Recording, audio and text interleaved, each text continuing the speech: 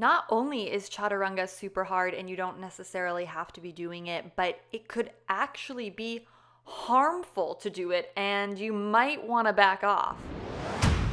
Ignite your best life. Yoga is the spark. Hello, beautiful yoga hacker friends.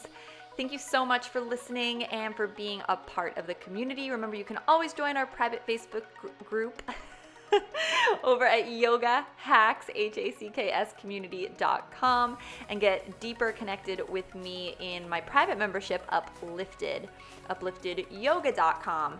And today we are talking about a question that gets asked all the time in both those groups, in the free Facebook group and in the private Uplifted community for people looking to deepen their personal practice at home. This gets asked all the time.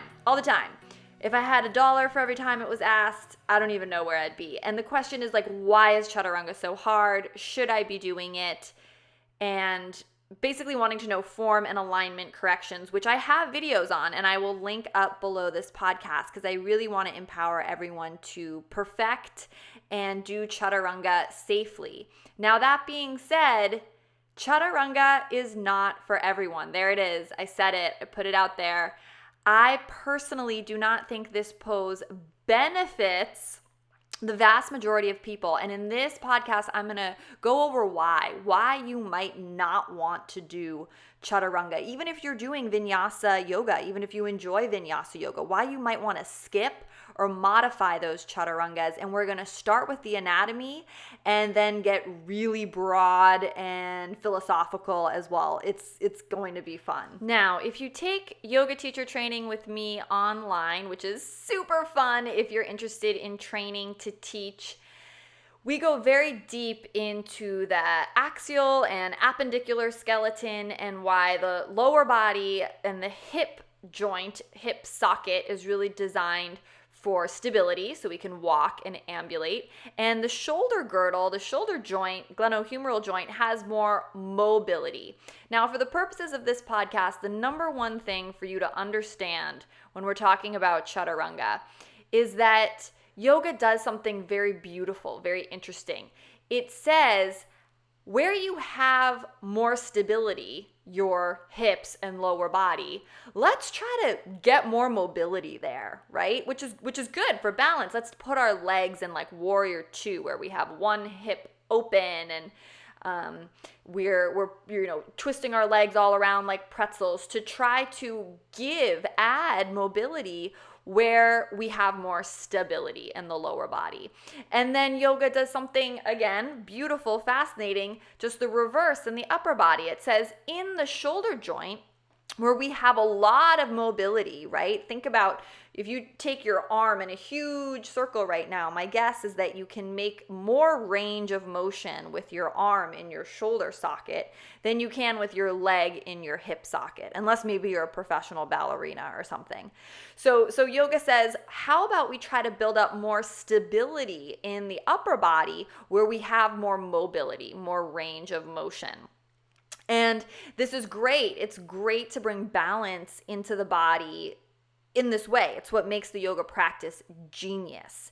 However, when we look at the upper body anatomically, your entire appendicular skeleton, which basically means your shoulder girdle, your arms, your hands, it's attached to your axial skeleton, the rest of your body, only via the sternoclavicular joint, which is a teeny tiny joint. If you take your hands to just below your neck right now, you probably feel these two little knobs where each of your collarbones connects in the center of your sternum. And those teeny tiny knobs are where that sternoclavicular joint is. And you can just see that attachment is very small. It's tiny when we compare it to a joint like, the ball and socket joint of the hip. So to think that your entire upper appendage, your arms and shoulder girdle and everything is just attached to your body through this tiny little baby knob on your sternum is one of the reasons that Chaturanga is so hard, right? Because we can't really rely on the sternoclavicular joint to give us a lot of stability in terms of how we stabilize our upper body when lowering down into Chaturanga.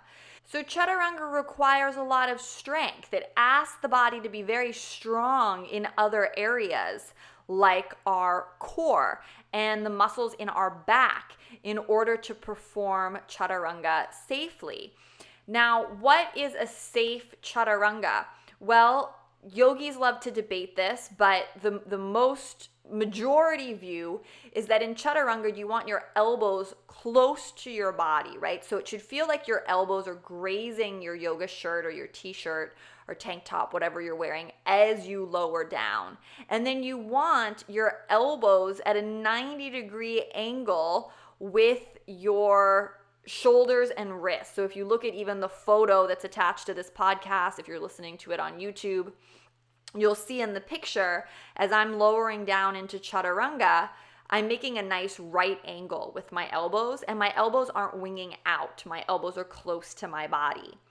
And you also want to keep your scapula stabilized on your back. Now, our scapula are hypermobile, right? Just take your shoulders up right now, take your shoulders down. Take your shoulders apart from one another, like you want to reach out and give me a big hug. And now bring your shoulder blades towards your spine, towards your midline, and take your biceps back, right?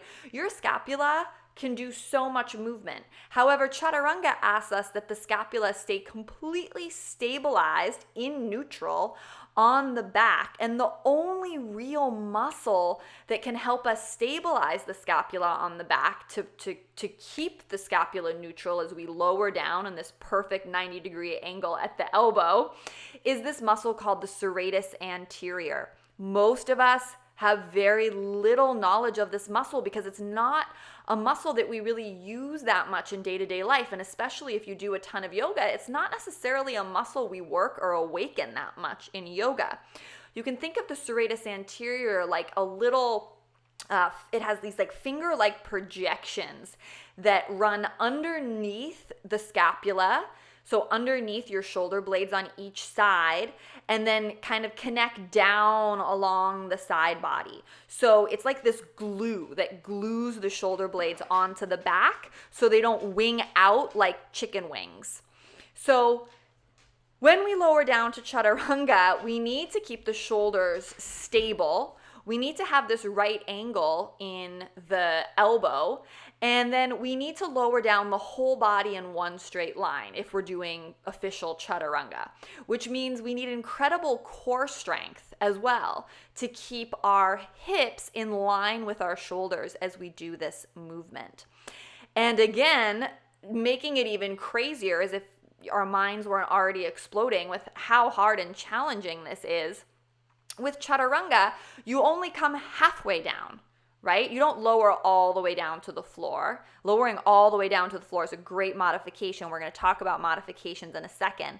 But with official Chaturanga, you only lower halfway, stop, and then press into your upward facing dog, which if any of the things we've talked about, your scapula aren't properly glued down on your back through a nice strong serratus anterior, if your elbows are winging out or aren't at that nice 90-degree angle, or your core is not strong enough to have the hips truly in line with the shoulders and the head, so you're coming down and doing this movement in one straight line. When you then press up into upward dog, a lot of kind of scary things can happen. Like you can put a lot of pressure without intentionally meaning to on your wrists, on your elbows. You can be hurting your low back or even your upper body and neck to sort of like, you know those break dancers who do the caterpillar like on dance floors? You can kind of be doing that movement, which if you're doing it over and over and over again in a vinyasa style class, your alignment isn't perfect for Chaturanga and up dog, you could be causing repetitive stress injuries. And the shoulder and the shoulder girdle, it only has these small muscles called the rotator cuff muscles, really holding everything in place. And again, they're not very well developed for most of us. So the odds that you could actually get a shoulder injury by doing Chaturanga incorrectly are quite high. You could also get an injury in your wrist or an injury in your elbow. Now, a lot of people ask me, oh, well, my wrists really hurt when I do Chaturanga or plank, and therefore I really need some exercises to strengthen my wrists. Here's the good news, bad news about that. You really shouldn't be putting that much pressure on your wrist, which I know sounds crazy, but if you're suctioning and hugging up through your core muscles, your core, there should be this really nice feeling, almost like I want you to extend your arm in front of you as you listen and imagine like pulling on white party gloves, right? Like that like from Gone with the Wind era, white party gloves that come all the way down the forearm, past the elbow, up to midway through the bicep. When you're really pressing down through the hand properly, meaning that your fingers are spread wide, there's equal weight in all your knuckles.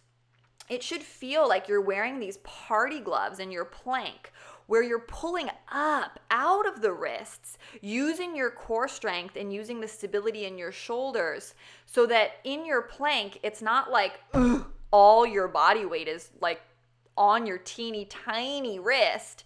It's actually the opposite. It's like you're pressing the floor away, and there's this suctioning up through the arms and the hands. And that suctioning up action comes from your core, having a strong core. Once again, most of us, just like we're not super aware and great at activating our serratus anterior, most of us aren't really great or that aware of how to activate our core, especially our deepest core muscles, the transverse abdominis, which really need to be hugging up towards the ceiling and in great control in order for us to lower down safely. So we've covered why Chaturanga is so hard. It's in part because our anatomy, we were never really built to put weight on our hands. If we were built and designed anatomically to put weight on our hands, we would be quadrupeds like our dog and cat friends. So again, yoga asks us to do this really beautiful thing where it says, hey, do handstand and do plank and do downward facing dog, where you put weight on your hands to stabilize and strengthen the upper body. So that's good, but it's not something we're anatomically built and designed to do, which means that in order to do all of these poses safely that I just mentioned, plank, down dog, Chaturanga, anything where we're weight bearing on our hands, we need to have excellent alignment, skeletal muscular control, and we need to have super strong areas of the body like our core and serratus anterior that most of us just don't have. And then unfortunately, the rest of the yoga practice doesn't do the best job at amping up those muscles for us. So that's why Chaturanga is hard. And for the question of should I do it, what I would suggest is doing a modification of Chaturanga to build up the strength, to build up that serratus anterior awareness, to build up awareness in your core, to build up the shoulder stability and all those rotator cuff muscles. I would suggest modifying your Chaturanga, because if you modify correctly, you're going to be building strength instead of doing this very difficult pose completely wrong and risking repetitive stress injury in wrist, elbow, shoulders, or who knows where else. So some of the best ways you can modify Chaturanga is to drop your knees to the floor and try to lower the body down in one straight line. So I'm not a big fan of, if you've heard of knees, chest, chin, where you lower the knees and then thrust your chest to the floor and then sort of slither forward. I'm not a big fan of that modification because it doesn't help us build our core strength. It overarches the low back, and it's not really prepping you for the big time show of Chaturanga. Instead, what I'd like you to do is to try to lower your knees to the floor, and then keeping your body in one straight line with the elbows super close, grazing, touching your shirt, just like if it was full-on Chaturanga, to lower down in one straight line. And that's going to require massive control of your abdominal muscles and serratus and all the other rotator cuff muscles as well. And I have a video in my Uplifted membership, so many videos about this, but there's one that's called 7 Alternatives to Chaturanga. So if you're an Uplifted member and you haven't watched that video, the 7 Alternatives to Chaturanga, watch that, because it's just going to give you 7 options of how you can modify Chaturanga, all that are safe and all that are going to actually help you build strength for having a beautiful Chaturanga one day. So lowering knees to the floor first and then the rest of the body in one straight line is a great option. The other great option is just to lower all the way to the floor in one straight line, aka instead of stopping at the midpoint, which is what we kind of think of as Chaturanga traditionally, and going into up dog, just lower all the way down to the floor and take cobra. That's always going to be the safest bet, because a lot of the repetitive stress, strain, and sort of anatomical wackiness that I see with students happens in that transition from Chaturanga to upward dog. So always safer to just lower all the way down to the floor with control, then and take cobra, or then press into your upward facing dog, than to try to link the two movements, which is really a super advanced ninja move. And then we have to get philosophical here before we close, because you really need to figure out, why do you practice yoga asana? What does it mean to you? And if you're in my yoga teacher training, we do a lot of journaling around this, because it also informs your teaching style and how you want to speak about the practice. But if you're doing yoga to recover from an injury, or maybe to find more balance in your life, or to let go of your crazy type A personality that wants to nail Chaturanga, maybe there's a message here for you in letting this pose go, or letting it come in time, and sort of humbling yourself. And instead of letting your ego take over and saying, no, I have to, do Chaturanga up dog and look like everyone else and kind of push it, that you say, you know what, it's okay to modify, and it's okay to actually skip. Another great modification for Chaturanga is to just hold plank and then just pull back into down dog, and just skip cobra or skip up dog, or just focus on finding core strength and stability in your plank. And then meet me back in down dog if you're doing my video, or meet the teacher, whoever's class you're taking, back in down dog. Just hold plank, rock forward to plank, hold, really have integrity in your alignment, and then come back to downward facing dog. There is absolutely nothing wrong with that. In fact, I love it and cherish when students do that, because it shows me that they care more about their alignment and care more about the skeletal muscular system of their body staying safe and intact than they do about like showing off or being cool by doing, the full-on Chaturanga when the body's clearly not ready for it. I'd say for 98% of the population, and I'd put myself in that 98%, the body's not ready to do full-on Chaturanga all the time. For myself, for example, I can do 3 really great Chaturangas where it's safe, my alignment is correct, and I feel good and like in integrity in terms of how my muscles and skeletal system is, handling the whole situation. I can do Chaturanga about 3 times. And then after that, one of the key muscles involved starts to get tired, and I'm no longer doing Chaturanga with integrity. So I even start modifying at that point.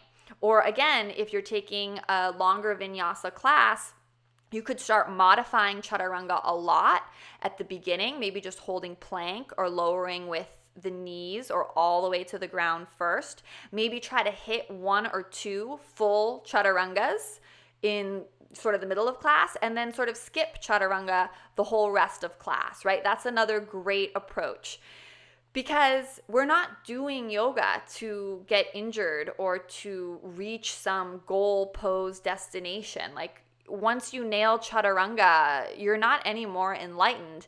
If anything, if you're the kind of person who's pushing yourself to do poses that your body's not ready to do, that's like your ego completely taking over. And from my perspective, that's the opposite of what the practice is really about. So don't feel bad if you can't do Chaturanga correctly, or if you find this pose extremely challenging. It's extremely challenging for me as a teacher and a teacher trainer who's been doing this now for, I don't even know, over 10 years. it's still a challenge for me, and I still modify all the time. And vinyasa classes in America, I think, do way too many, ask of students to do way too many chaturangas in a class. And it's a safety issue because, again, most people aren't doing it correctly with the correct alignment, so they're risking repetitive stress injury. So protect yourself. If you're going to a class and you love that it's hot and you do a lot of fast flows, that's awesome. If that's what you're into right now, do that. But please modify chaturanga and, maybe just hold some planks and take it easy, because you're not doing yourself any favors by doing a class or by doing a pose a million times in a class that you're not sure you're doing right or that you could be doing incorrectly. And the other big thing I want to say before I close is that the vinyasa style, Ashtanga particularly style practice, was developed to be done by 11 to 13-year-old boys thousands and thousands of years ago when it was developed. It wasn't designed for women, and that doesn't mean that we can't do the chaturanga push-up movement, but just know that when the Ashtanga practice was developed, it was developed for young men who have a lot more naturally upper body strength and core strength than many women and your average American today, for sure, right? So we also have to look back at the origins of the practice, and you need to just see, is doing this pose really serving me? And can I build heat in the body, really get a good workout in other ways by holding my plank? If you hold a plank with correct alignment and integrity, aka really engaging your core and suctioning up through the hands like we talked about, and keeping the hips in line with the shoulders and all those things, you are going to be getting a workout and heating up your body in a way that's so much safer than doing a lot of messy chaturanga movements. So hopefully I've made my case of why you should back off chaturanga and not feel even like a smidge guilty for not doing chaturanga, especially if you're going to these vinyasa classes where it's cued to be done all the time, over and over and over again. Just modify it, just back off. And I'm going to link below this podcast some chaturanga workshop style classes that I have on YouTube. I think there's a preview of a workshop that we have in Uplifted if you just kind of want to get a taste of what's in that workshop, where we really target the key areas to strengthen your body for chaturanga. And then, of course, if you're an Uplifted member, there's tons of member-only workshops and content, including that awesome video, the 7 alternatives to chaturanga, as well as the extended chaturanga workshop, where we work with some props and, again, do very specific micro exercises to get the muscles that are involved in this action super strong, so that then you can do chaturanga safely. Yoga Hacker, thank you so much for being part of the family, for listening all the way to the very end. I'm so honored to study and practice with you. So really, from the bottom of my heart, thank you so much for listening, for watching my videos if you do on YouTube, for being an Uplifted member, upliftedyoga.com, if you are or want to join. And remember, online teacher training with me if you want to really nerd out on all this stuff. brettlarkin.com/train for info on that. So much love from my heart to yours. Stay safe and enjoy your yoga practice. Namaste. This episode was brought to you by Uplifted. Try Brett's membership community for people who want to enrich their life through yoga for free at brettlarkin.com/uplifted. Yoga obsessed? Join Brett for yoga teacher training at brettlarkin.com/train. And don't forget to give back. Like this podcast, leave a rating or review. Share this with someone you love. Remember, now is the time to dedicate yourself to what matters most. From my heart to yours, namaste.